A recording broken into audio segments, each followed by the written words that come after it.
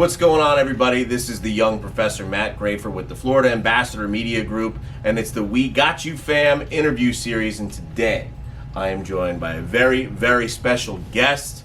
She is the strawweight champion for Combat Night, the Corn Star, the Duval Duchess. I think there's a few more of them. The Punisher, and the Duck-Face Savage. The Duck-Face Savage, otherwise known as Shelby Koren. Shelby, how are you today? I'm good, how are you? So we're here because we are just over a week away from Combat Night Pro Duval. You're going to be featured on that card. You're one of their champions, and we have a whole lot to talk about. But let's kind of start from the beginning. Tell us a little bit about how you got started in MMA. So I started back in 2014, actually, for the first time. One of my friends, Rory Every from down south, he said, I think this is something that you'd really like. And I went to one class, and it just didn't stick. And so at the time, I was training for a different sport and did that for a couple more years. And then I just kept getting this itch to fight. I kept seeing all these girls doing it, and I absolutely was so attracted to it. So back in 2016, I started my martial arts journey, and I think I've been doing it for almost 4 years now. So have you done all of it here in the Jacksonville area? Yes. So originally I am from Port Orange, Florida. I started back in May 2016 here in Jacksonville Beach. Okay, where'd you train at? So I actually was going to leave Jacksonville. I moved here originally with my sister Lindsay temporarily, and I became friends with a girl named Taylor Bradshaw, and she was a local MMA fighter, amazing MMA fighter, and she had a striking coach named Jeff Oxley, and he would not give me the time of day. This man, I had no talent. I could not hit a bag. I couldn't do anything, but I knew I wanted to do it. And so I probably hit a bag for 6 months, and he would not train me. And so finally I got so annoyed. I was like, please coach me, otherwise I'm going to not do this anymore. And he finally started putting some more time into me, invested in see that I really wanted to do this. And me and him are still together. I've been under him for the last 4.5 years now. So he is my head coach, and he's absolutely amazing. So I train under him wherever we can get work. He's my striking coach, so we could literally go anywhere and hit mitts. And then I'm also currently under 10th Planet Jiu-Jitsu. So it is a new lineage of Jiu-Jitsu here in Jacksonville. It is under Eddie Bravo, who's from Los Angeles. And it is a specific, we have our own names for everything. So a lot of people don't understand the 10th Planet lingo. So, yeah. Okay. So that's pretty extensive, good background, Yeah. good story. Mm-hmm. Sounds like your coach made you work for it before he decided it was worth putting some time into you. Yeah, well, I'm like $1 million baby, so. Except for the ending. I'm not going to be the ending. But, yeah, he's a really good coach, so he doesn't want to waste his time. So how many fights have you had so far? I've had 2 kickboxing fights and 4 MMA fights. Okay. And a lot of them are with Combat Night, yes? Yes. So tell us how you got started with Combat Night. So Combat Night approached me after my first kickboxing fight. My kickboxing fight was not under them. And Mitchell, the owner of Combat Night, seen potential in me. And as soon as we scheduled a fight, this is back in the beginning of 2017, I tore my ACL. I had a really bad, hard time recovering from that surgery. And fast forward 2 years later, Mitchell goes, are you good to fight now? It was August 2018, and I said, yeah, I'm ready. I'm completely healed. And so I fought August 4, 2018 at Mavericks in Jacksonville, Florida, and I absolutely love them. They're so professional, and they just give me the best platform out of all MMA promotions in Florida. So. Well, a couple months ago, because I'm one of the ring announcers, that's how we know each other for Combat Night. Mm-hmm. I happened to be there for your title fight for the strawweight title. You took on Taylor White. So tell us a little bit about your experience in becoming a champion for Combat Night now. Yeah, I always envision becoming a champ. I don't try to focus too much on winning a belt and like idolizing like a belt too much, because I just think it's really unhealthy mentally and physically. I'm more so just, I really focused on not winning or losing, more so on just being the best version of myself and really just working hard and just staying steady, committed to training. And that's what I did. So it definitely took longer than I thought it would, but the outcome was so just satisfying because I worked so hard for it, and I still can't even imagine that I'm a champ. I don't know, it's crazy to even say it. Now, is your title going to be on the line as we head into this fight on November the 9th? Yes. So I'm always defending my belt. And anyone who's an amateur at 115 pounds from anywhere in the country or the world, I would love them to challenge me for my belt. So I want the toughest fights possible before I turn professional. So I will be fighting Samantha Seth next Saturday. She is the champion of North Carolina at strawweight, which is 115 pounds. So she will be challenging me for that belt, and I'm not giving it away. So you're going to have to kill me to get that belt back. Well, hopefully it doesn't come to anything like that. Yeah. Speaking of all this training and conditioning, so I mean, I've seen you fight in person, up close, best seats in the house. It's worth coming to see, folks, by the way. You are an extremely conditioned athlete, so talk to us a little bit about what training looks like for you, maybe even some dietary considerations. What is it like to train to be at the level that you're at? It's crazy because every time you think that you're at that highest level, it's like your next camp just elevates and elevates, and whatever you think you're at the high level, you're not. So right now for my training regimen is full-time. I train 16 sessions a week, so that's 3 times on Monday, Wednesday, Friday, twice a day on Tuesday, Thursday, and Saturday. And it's strength and conditioning, it's striking, it's jiu-jitsu every single day. I have to take a lot of ice baths and hot baths and massages, and honestly it's hard because I used to do Olympic weightlifting, and it was like, okay, here's my schedule, we do this schedule and we're fine. But now that I'm fighting, it's like some nights I go to sleep and I wake up the next morning and I'm like, oh my gosh, I'm like, it really feels like I just got my ass kicked, because I did get my butt whooped, and you can't do a workout maybe the next morning, you know. So it's not like weightlifting or like some other sports where it's like some mornings I wake up and I'm like, wow, I'm gonna have to adjust my schedule and just go with the flow of things, because some days you feel really good and some days you feel like, you know, you were more of the nail, not the hammer. Gotcha. So you mentioned some stuff that you said, Olympic weightlifting. So did you participate in any other, I mean, you've only been fighting for the last 5 years now that you really got involved. Were you an athlete in any other sports, maybe in high school or prior to that? Yes, so I started weightlifting when I was, I want to say 12 years old. And I know it's really young. My sister Lindsay and my sister Ashley, they both did it as well. And it was just a really good outlet for us. Both of my sisters and I are tomboys. And I started, and I really, really liked it. And I did it for about 3 years. And then my coach, Thomas Bennett, was like, you are very talented, and I want to take you to nationals and see how you do. And Olympic weightlifting is different. It's snatch and clean and jerk, so it is an Olympic sport. It's not so popular in America, as is like rugby in America, but if you go overseas to different countries, Olympic weightlifting is, you're basically, it's like football in America. Right. So it's a big deal. And I went to nationals, and I ended up going to the international level, and I was on the Olympic team, on Team USA for 4 years. So I never made it to the Olympics, but I would travel, you know, internationally to Poland and Nicaragua and, you know, all these different countries, and compete and earn points towards the women who were going to the Olympics. So the Olympic process is a little confusing, but basically anyone who's on Team USA can earn Olympic spots for the highest qualified athletes. So I did that up until 2016. So that's when I kind of started breaking away from that and wanted something more challenging.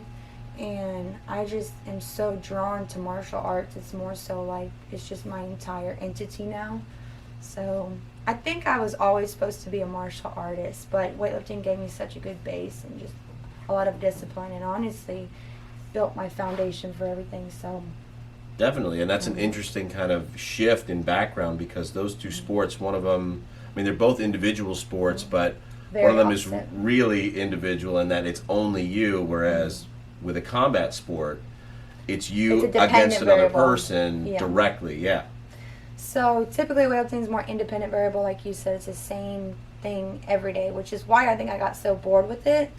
And the fighting, like you said, having an opponent is, every fight is such a different stylistic matchup that it's just so interesting to me to change my strategy every fight. And, you know, okay, well, this person's a good striker, so we're going to submit him. Or this person's a good submission artist, we're going to knock him out. It's just completely different game plan from when I was doing weightlifting. I love martial arts so much. It's just a beautiful sport. And I think when I did weightlifting, there was so many people that had big egos, and I just didn't like it.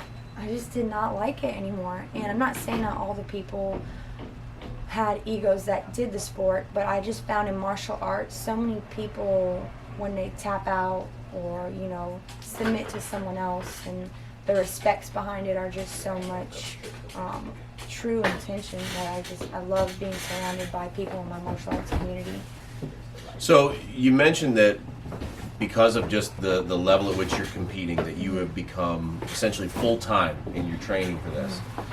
As someone who works 20 jobs, that's got to be challenging, but I know you've got a lot of sponsors, so tell me how you've gone about getting some of your sponsors. I mean, it should be noted that we are actually here today, live, recording this at Gotham City Limit, a comic book shop, a tremendous comic book shop here in Jacksonville, Florida, and that's one of the ways we know each other, because I shop here, and so, and he told me that you were sponsored by him, Ben, so that's how we kind of met at the last event. But how do you go about, you know, getting sponsorships and having them kind of support you in this journey in MMA? So at first, when I first started, I never even thought about sponsorships.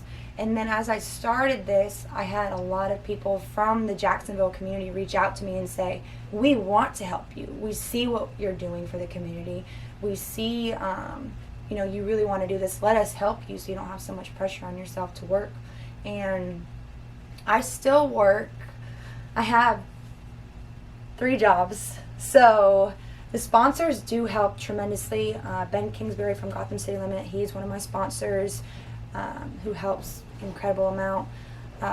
Taurus Construction, Mitchell Tidwell, CSI Company, Chris Flakus, Menstrumola Real Estate, A1A Realty, Davey. I have so many local guys who say, listen, we want to help you out. Take our money, please, and just relax during training camp. And it helps such a tremendous amount because I'm taking off 2 weeks of work for this fight, which is why it's kind of difficult at the amateur level. It can be a little iffy because sometimes, you know, fighters pull out or, you know, certain things come up, and that's 2 weeks of work that I miss. So it is a very risky investment, but just like all entrepreneurs, know that it is worth it, hopefully one day. So, yep. So what does that journey look like for you? I mean, you mentioned before you go pro, so clearly you have aspirations to become professional. What does that look like from where you're sitting? I mean, at your record and your experience level, is there a certain timeline? Because not everyone might be familiar with how that transition works. So, in the state of Florida, you have to have at least 5 amateur fights to turn professional. Every single person's different.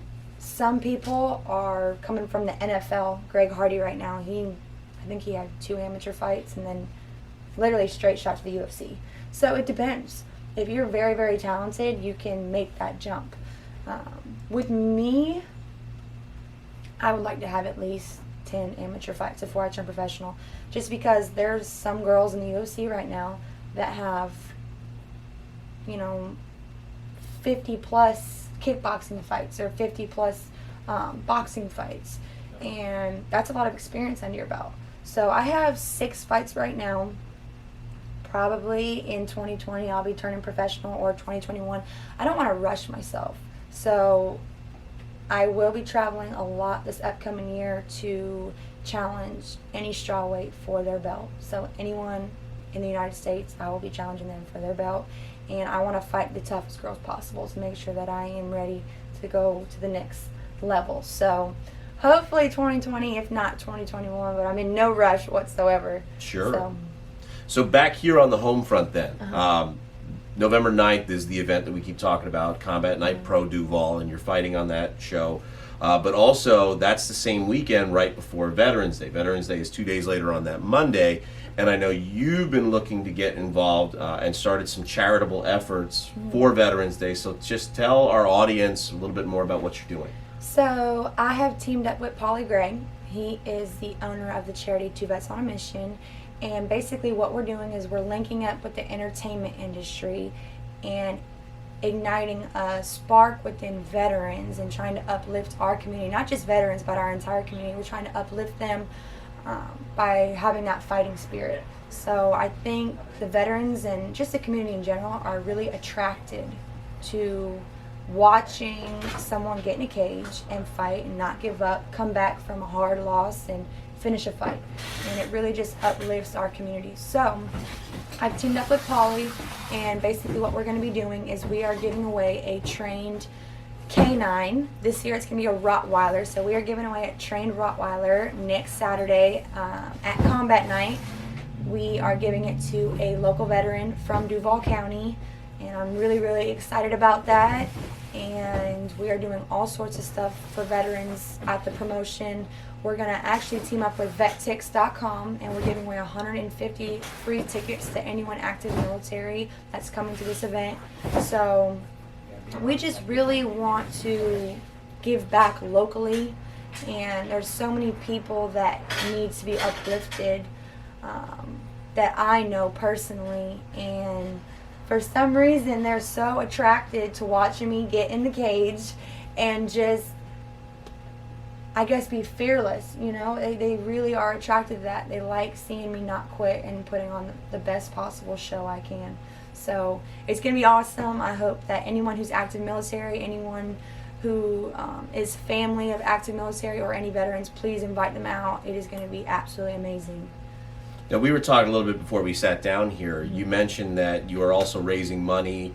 We're looking to have a performance there as well. I know we might be looking for some more donations. You want to talk a little bit about that? So we are trying to get Eve to Adam, which is a local band from Orlando, to play. They are dedicating a lot of their songs right now to veterans and active military. So they're more so trying to give comfort and peace to veterans through their music. So we really want them to come out and perform live. We have 5 more days to raise about $700 so we can fly them in and get them all set up with their sound and production and everything. So anyone who is a veteran or anyone who would like to donate towards Eve to Adam coming out, please contact me on my social media account, Shelby MFK on Instagram. Please shoot me a message and reach out, because we would love to have a live band out to play for them this weekend.